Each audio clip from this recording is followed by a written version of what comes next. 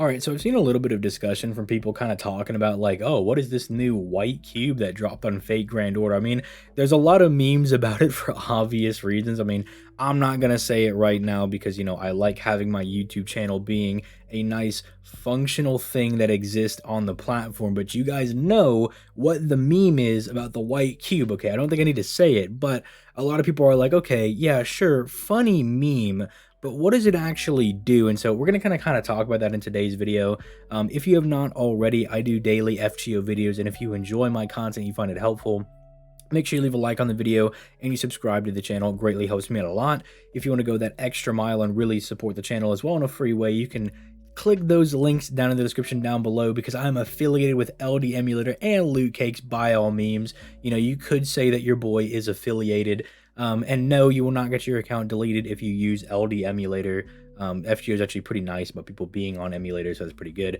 And then if you want bonus content, not only can you click that join button to become a channel member and see exclusive channel member content, you can also come out to the streams where I stream every weekday, although this week was a little rough for me because I had to go get my windshield fixed, so I was out that day for streaming. Then Master Duel came out, which technically I could have streamed, but was pretty out.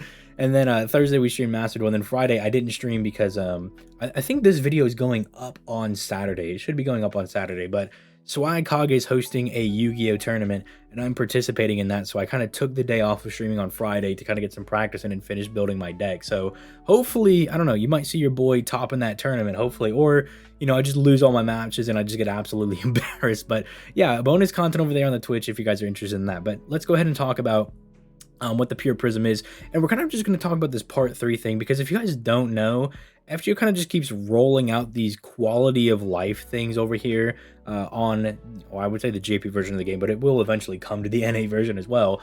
And so like it started off with them being like, we're gonna bump up the tutorial, and that was just them like adding people like Suzuka in here, Parvati, very good strong characters to get at the beginning of the game, like especially now, because if you originally started the game, it was like you either really wanted a Heracles, because you could pretty much just cheese most of the content in the game, or like Emiya, because Emiya was just really good. Maybe Carmilla, because she has a very strong anti-female buff. But those are really the only 3 you wanted. But now they've added like Helena, who is baby waiver, Suzuka, who, I mean, she's not the craziest servant, but she's definitely very strong, right?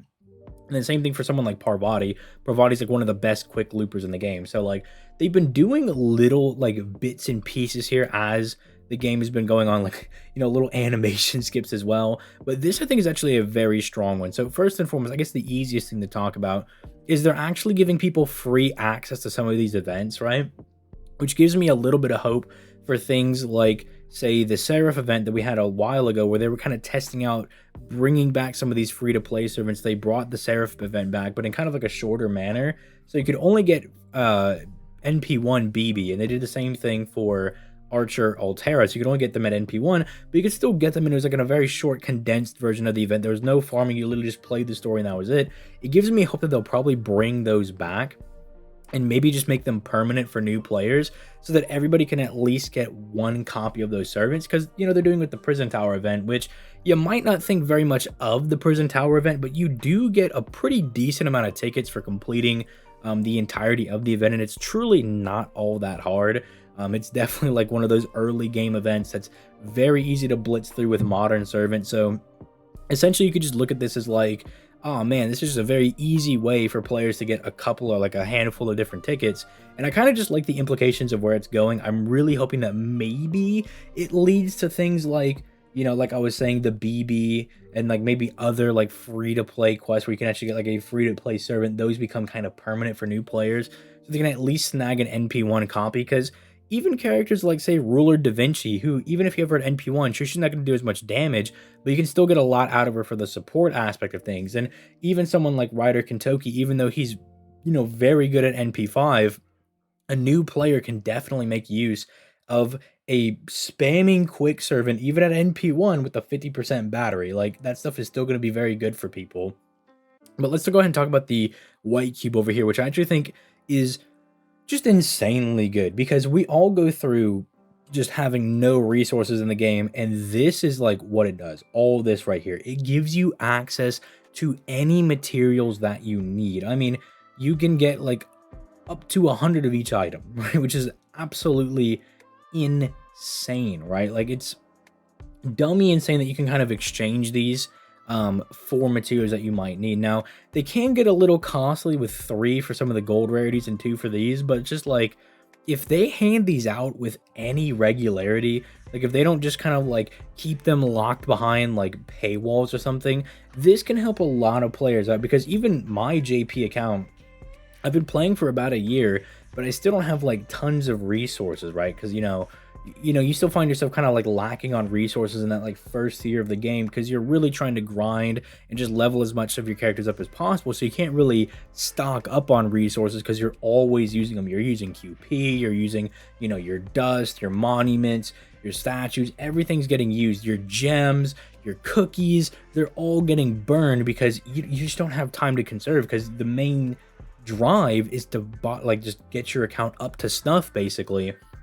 And this can really help people out because there'll be even moments now we'll be on stream and we'll be like, hey, we just pulled this new assassin servant, but we actually can't even level them up because we don't have enough material for them. So I think this is a very good boon for a lot of new players because if they start handing these out, like maybe they make them a summon bonus, they start integrating them into login bonuses, things like that. It can definitely help people out a lot, especially in conjunction with already the good login bonuses that we have right now. The little, the daily thing where you can pick like one material or something. I think in conjunction with that, it can greatly help people out because I think one of the hardest things about getting into FGO right now, and I'm sure a lot of people have experienced this, it's that like you'll summon a Lost Belt era servant, but because you're starting in like Fuyuki or something, you can't actually get the materials you need to level them up, right? So maybe if they like hand out just a handful of these to new players, or they make them again like login bonuses, maybe a summon bonus, like maybe every single summon you get 1 pure prism. So you do a multi, you get 10, right? Like, so that way, the more you're summoning, the more you can kind of get some of your resources back as well. Just little extra things like that. Maybe they even throw them in friend point gotchas. I don't really know what they got to do to just make it, accessible for players, but I think it can kind of help that problem because I know it's really hard to get into FGO right now just because of that specific issue of being like, I started the game and I can't level up my servant. I mean, I tried that a while ago. I was making kind of like a side account on an emulator just to kind of like see how it was jumping into FGO in 2022. And I was like, dude, I can't level up anybody. Like, yeah, I got like Tamamovich and this is really cool, but like, I don't have materials to like level up her skills or even rank her up because even doing like dailies is insanely hard at that point and very time consuming. So it's just like I just see this as a very positive thing overall. It's very good. It just depends on how it's going to be implemented, which I'm very curious to see how that's going to be going forward. And then obviously down here in like part 3, it's just like, oh yeah, here's some like costume thing. It's like whatever. But like this I think has very like I think this is just a very strong addition to like the quality of life stuff going into FGO, and I think depending on how they're implemented, they can either be very good or they can be very disappointing. Like if these become like super pay to play, they're hard to get, you rarely ever get them in logins, it's just going to become a dud mechanic that nobody cares about. And if they just never really expand on this and they just start making a lot of these missed events more accessible to newer players, especially if I could harp on just the free ones, the ones that offer the free-to-play servants, the very important ones. If they don't do anything like that, then it just kind of becomes like, okay, well, you can play the Prison Tower event and get some tickets, I guess, like whoop-de-doo. Like, you may not get a servant, you may get a good servant, but it's more impactful if everybody has access to basically every free-to-play servant in the game because again, that's another kind of sucky thing about starting FGO is you might come in here and you're like, oh, I would love BB. And it's like, well, tough titties, man. You weren't around for the BB event, so you can't get her. So I think that definitely would help out a lot of newer players and just bring more enjoyment to the overall state of the game. But let me know what you guys think in the comments down below. I think this is a very good improvement going forward. I would like to see an upgrade to login bonuses, maybe in like the part 4 thing next, because I really think getting like one feather every day is like nice, but like 30 over the course of a month, I mean, that's barely a skill for some servants, barely an ascension for some servants, right? It might be just be, they might take 15, they might take even more than that. So I'm like, can we bump that up to like maybe I get 3 of the material every day so it's a bit more worth it? Maybe bump up the weekly login bonus because right now getting like 2,000 friend points or like 2 4-star EXP cards is a little ridiculous. How about we update that just a little bit? I'd like to see that upgraded in part 4. But let me know some of that stuff in the comments down below. Not only how do you feel about the part 3 thing, how do you guys feel about the new Pure Prism coming in? Do you think they'll capitalize on the making these events more accessible for like newer players? All that good stuff in the comments down below. And then I kind of just want to see, what do you guys want them to add to the game? Nothing ridiculous. Like, I know somebody's going to be like, I would like every limited servant to be on a 5-star ticket and I can just pick one for free. That's never going to happen, bro. We might get like a few limited servants available. Like, they might put, I don't know, like Gilgamesh on there, but they're not going to put like Koyan Sky in a free ticket. If they do, that's next level built different on FGO. But yeah, anyway, just leave all that stuff in the comments down below. And I'm going to go ahead and see you guys in the next video. Peace, late, guys.